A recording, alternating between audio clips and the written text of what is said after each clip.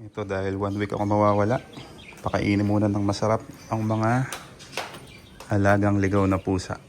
So 2 century tuna. Tsaka yung tira ng mga dog ko na bulag. Yung tuna with water. Yun na abangers na. Meow meow. Maning. Wait lang kayo Si bully number 1. Si bully number 2. Nasingitan sila ng askal na pusa. Ay, askal na pusa. Stray na pusa. Ito dahil di sila papasingitin ng 2 bully. Dito si Muning. Muning! Muning! Muning! Dito ka! Uy! Shh! Muning! Ito na! Isa mo. Pag napansin ka ng mga yan, naagawang ka pa. Ito na. Nakatunog na yung pusa ng kapitbahay. Galing-galing mo talaga. Para kang aso. Pusa na malakas yung pang-amoy. Magpakabusog kayo Ilang araw akong wala. 1 linggo.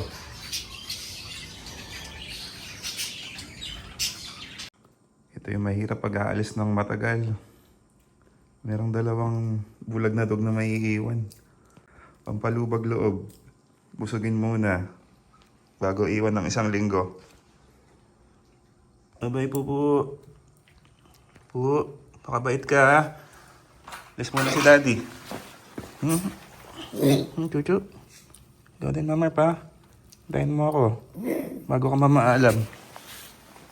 Yan na. Nagising na ang sangkapusaan. Dahil nagising na rin ako. Kahit madaling araw, hinihintay ako. Meow meow. Bye-bye. Bye-bye ng 1 week.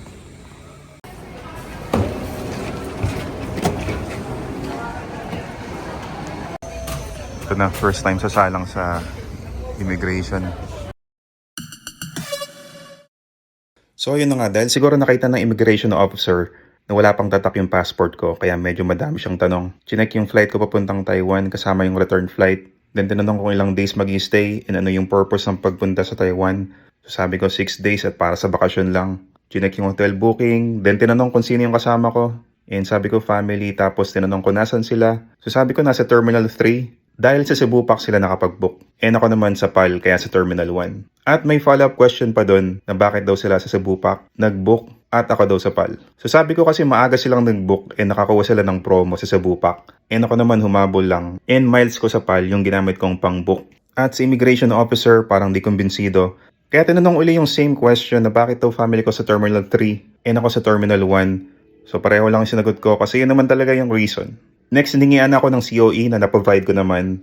Then, hiningian ako ng company ID which wala ako naipakita dahil di ko siya dala. Kaya hiningian na lang ako ng payslip. Wala akong printed copy ng payslip pero pwede ko siyang i-access sa browser ng phone. Ang problema, bigla na lang di ko ma-access yung online payslip.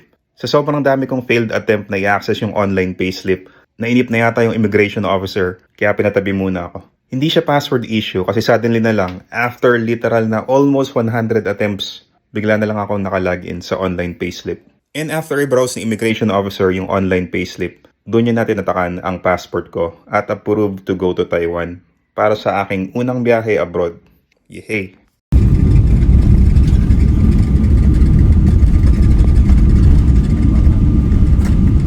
Within 72 hours nga pala before ng biyahe, need nating mga Pinoy na i-fill out ng e-travel departure sa eGov app para sa Pinas. And need naman nating i-fill out ang Taiwan arrival card dahil kailangan yan sa immigration sa Taiwan.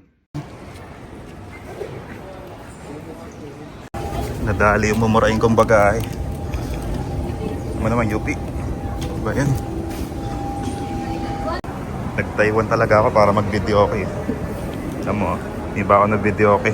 Medyo mahal yung charge sa mga ATM paglabas ng airport sa Taiwan. Kaya yung projected na gagastusin nyo, i-withdraw nyo na sa Taiwan Bank sa airport dahil walang charge. Mali tayo ng withdraw. So 20,000 yung na-withdrawal. Ang iniisip ko, divided by 2. Almost times 2 pala. Ubus ang laman ng GCash. Madaming uubusin sa night market. Ito yung 1 week in Taiwan. What the frog? Ilang bagahe yan. From airport, pwede kayong mag-train papuntang city. Pero dahil madami kaming masyadong dalang bagahe, nag-book sa Klook yung kapatid ko ng van transport. Huwag din kalimutang bumili ng wifi or data sa airport. Or gaya ko, pwede rin kayong kumuha ng eSIM sa Klook. Welcome to Manila with Chinese signages. Ito pagbaba dito, ano na, Newport na, casino. Ito na, malapit na yung Sheraton Hotel. Yung Manila Post Office na restore na. Dito na tayo sa Raon, bibili na tayo ng mga mga malalaking speaker. Sabi dito, shishi wala, shishi ko, shishi. Na yung Manila City Hall. Medyo nirenovate ng konti. Presidential. Ito na yung sa likod ng Luneta. So may slide. Masyadong napaaga. So 12 pa lang, pero ang check-in namin alas 3 pa. Tambay muna yung mga bagahe. Lakad-lakad muna dito sa Taiwan.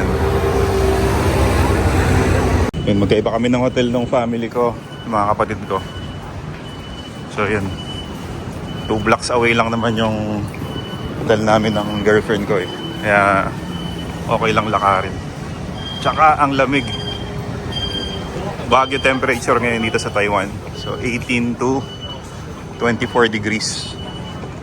Okay lang di mag-jacket, pero sa mga lamigin, yan kailangan mag-jacket.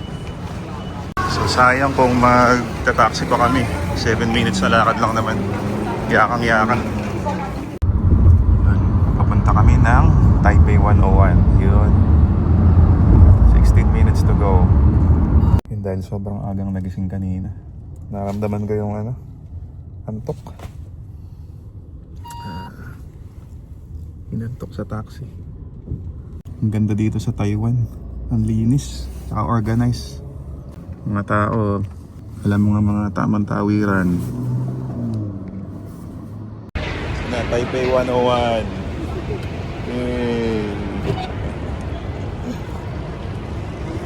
Ano ba yung tawag sa art na to? Kala ko kanina malaking Buddha eh. Pero ano pa to? Parang embryo? I think it's rope. Ano embryo? Fetus? Hindi ko alam eh. Looks like rope. Title, Infinite Life. So, ayun, may relation nga sa embryo. Ayun nga. Embryo nga siya, tama. Maya na kami, panik dito sa 101. Try muna namin tong 101 Mall. Bibilan daw ako ng iPhone 17 kaya yumakap na ako. Maikpit na yakap ko. So nga rin mahal. Nag-back out kami sa iPhone. Kasi mahal. Hindi, mas mahal siya. Mas mura pa sa Pinas yung presyo ng iPhone Pro dito. Ang presyo na ng iPhone Pro Max sa Pinas. Dito. So sa Pinas mo na lang kami bibili. Just send the money. Mga high-end yung mga shop dito. Chanel, Patek. Tara na, labas na tayo. Pang lang tayo. Pang SM Department Store lang tayo. Here at SM. Namiss ko tuloy yung here at SM. Fendi, Tiffany, may Gucci, may Dior, Louis Vuitton. Nasa maling lugar kami. Tara na. Let's go out. Ang cute nito. Pwedeng takpan ng barrel. Parang sa Baguio. Namiss daw niya yung pepper lunch. Pepper lunch Taiwan. Siyempre, hindi tayo papatalo sa gutom. Manigas ka dyan. Lumamig ka muna. Dahil siguradong paso.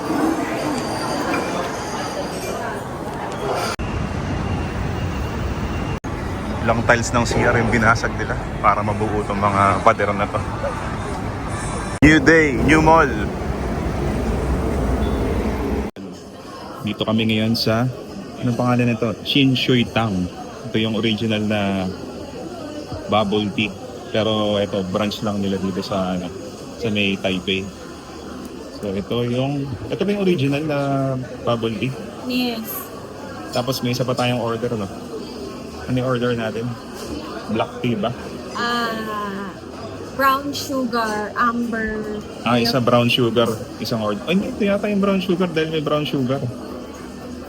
Hindi ito yung original na bubble tea. From sugar to. Toast tayo. Change rate time.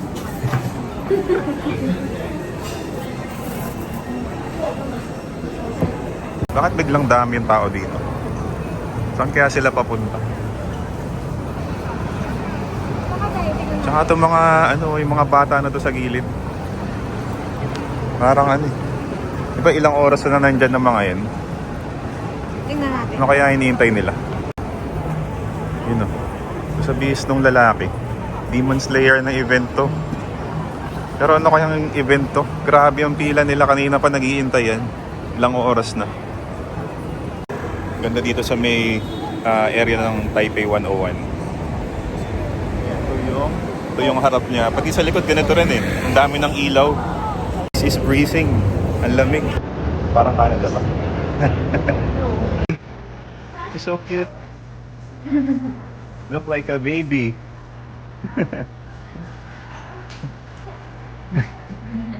Look like a stuffed toy.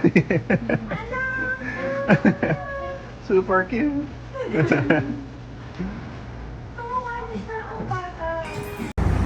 Dahil di pa kami sanay mag-MRT dito.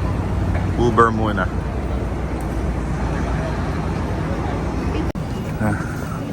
On the way to Ximending.